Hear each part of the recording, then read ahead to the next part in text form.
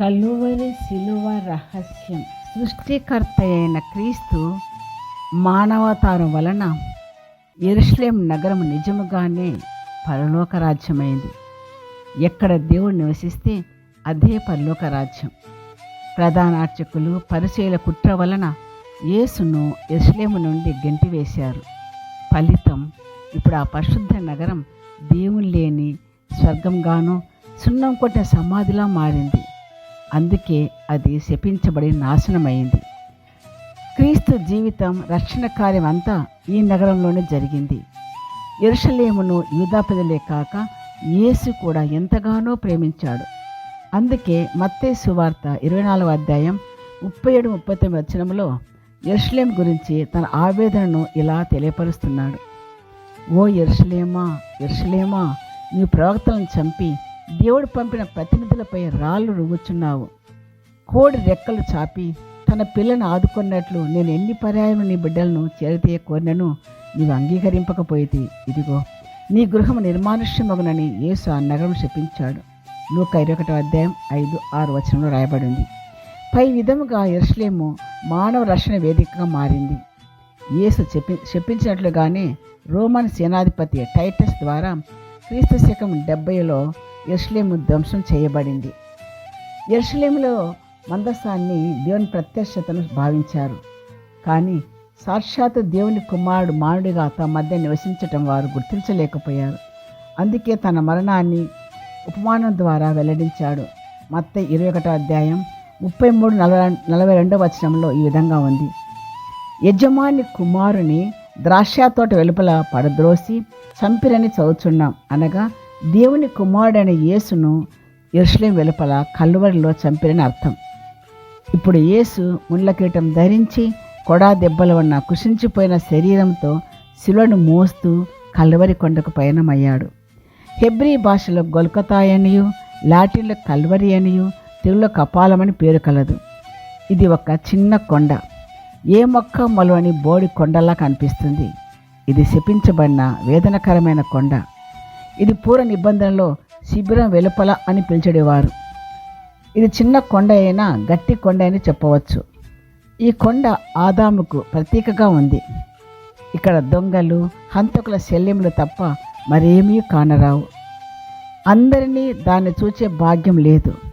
ఎందుకన్నా రాణువుల చేత మరణదండన విధించవలసిన వారు మాత్రమే ఆ స్థలాన్ని చేరగలరు. ఇది భయంకరమైన భూతల స్థలం, దుర్గంధంతో కూడిన స్థలం. ఇది యెరూషలేములోని అన్ని కొండలకు శిరస్సు వంటిది. శిరచ్ఛేదన కొండ ప్రధానమైన శ్మశాన వాటిక. ఎప్పుడైతే యేసు శిలువను మోస్తూ యెరూషలేము చేరి ఆ పర్వతం అడుగు పెట్టాడో శాపగ్రస్తమైన కపాల కొండలో గొప్ప మార్పు వచ్చింది. సినాయి పర్వతంపై యావే దేవుడు కాలు మోపగానే ఉరుములు మెరుపులతో కొండంతా కదిలించిందట. ఆనాడు కొండలకు ఎంతో ప్రాముఖ్యత ఉందో తెలుసు. ఆనాటి కొండలను దేవుని నివాసస్థలంగా ప్రజలు భావించేవారు.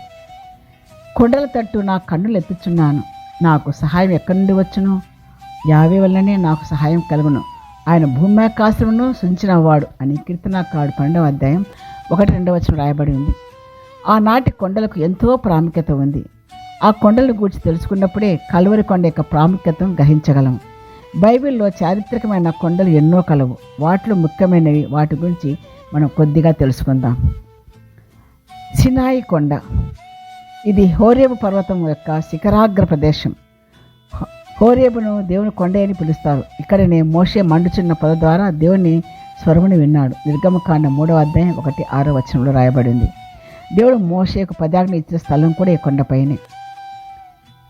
నెబో పర్వతం, పిస్కా కొండ శిఖరాగ్ర ప్రదేశమే ఈ నెబో శిఖరం.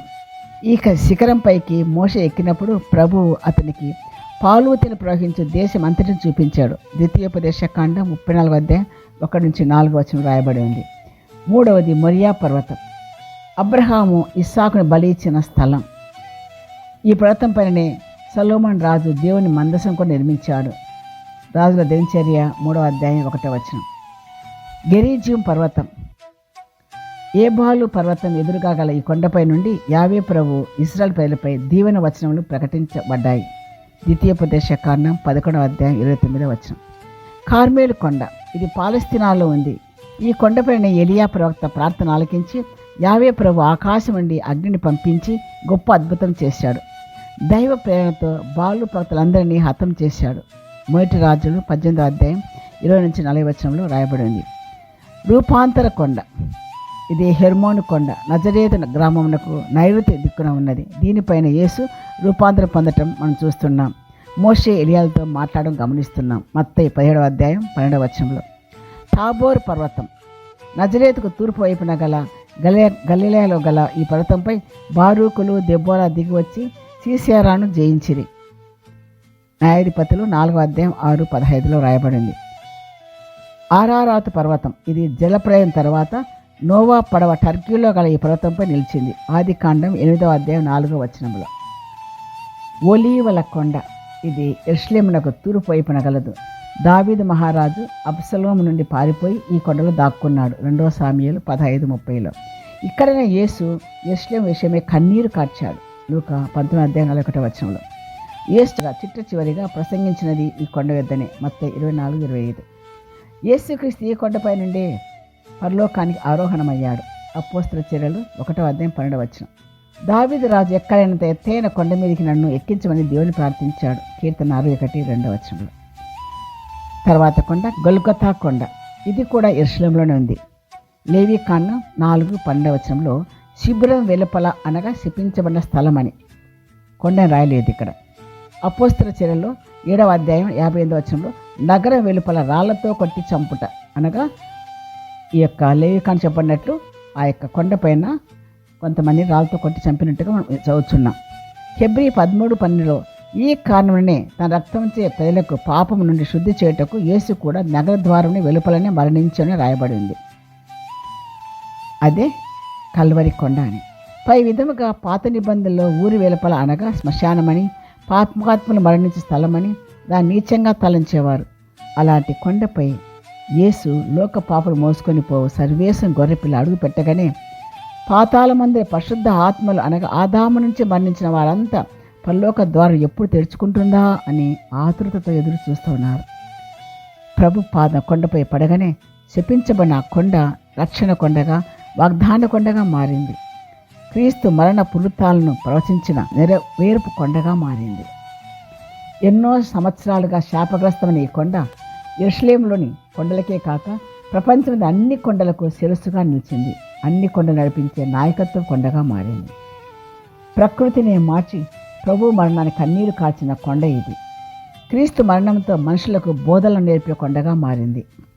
పరలోకమును భూలోకమును సమాధానపరచుట కాక తండ్రి అయిన దేవునికి కుమారుడైన క్రీస్తుకు సహవాసం కల్పించిన మధ్యవర్తి కొండగా మారింది. మరణపు ముళ్ళు విడవబడిన స్థలం, కఠిన మనస్కుడైన శతాధిపతి మనసును కరిగించిన కొండ, మంచి దొంగకు పరలోక ద్వారం తెరిచిన కొండ ఇది. అన్యులను మార్చింది. స్వజన జీవితంలో మార్పు కలిగించిన శాపగ్రస్తమైన ఈ కొండ ఆశీర్వాదాల కొండగా మారింది. దుర్గంధంతో కూడిన ఈ కొండ ప్రభు యేసు రక్త పోషణతో సువాస వెదజల్లే కొండగా మారింది. శ్మశాన వాటికని ఈ కొండ ప్రభు రక్తం వలన రక్షణ కొండగా మారింది. ప్రతి క్రైస్తవ దేవాలయంలో ఈ రక్షణ కొండ ఒక గుర్తుగా పూజా బలిపీఠంగా వెలిశాయి. ఈనాడు అపవిత్రం తలంచే ఆ పరిశుద్ధమైనటువంటి కొండ ఒక పవిత్రమైనటువంటి యాత్రాస్థలంగా మారింది. కడపటివారు మొదటివారుగా, మొదటివారు కడపటివారుగా మారని చెప్పిన విధంగా అందరి చేత శపించబడిన ఊరి వెలుపల ఉన్న ఈ కొండ ఒక పవిత్ర స్థలంగా దేవుని పరిశుద్ధ రక్తంతో కడగబడి అన్ని కొండలకు శిరస్సై నిలవబడింది. కాబట్టి ఈ కొండ యొక్క విశిష్టత ఏమిటో మనకు అర్థమవుతుంది. అన్ని కొండల కంటే కల్వరి కొండ ప్రతి దేవాలయకు పూజాపీఠంగా ఉంది. ఆ పూజాపీఠం అనే శిలువ ఉంది. ఇదే కల్వరి శిలువ యొక్క రహస్యం. ఈ రెండు లేకపోతే క్రీస్తు యొక్క జననం, మరణం, పునరుత్థానం లేదు. కాబట్టి క్రైస్తవ సహోదరి సహోదరులారా, బైబిల్ అనేది భగవంతునికి ఇచ్చే గొప్ప వరం. ప్రతి వాక్యం ధ్యానిస్తే ఎన్నో విషయాలు మనకు బయటకు వస్తాయి. కాబట్టి ఆ కల్వరి పీఠం అనగా ఆ పీఠాన్ని మనం పోయినప్పుడు కళ్ళకు అద్దుకోవాలి, చిరును ముద్దు పెట్టుకుంటాం. క్రీస్తు యొక్క రక్షణ సువార్త, రక్షణ కల్వరి, ఈ రెండు ప్రతి ధ్యానిస్తాను ఈరోజు. ఇది భగవంతుడు మనకి ఇచ్చినటువంటి వరం. Thank you. God bless you.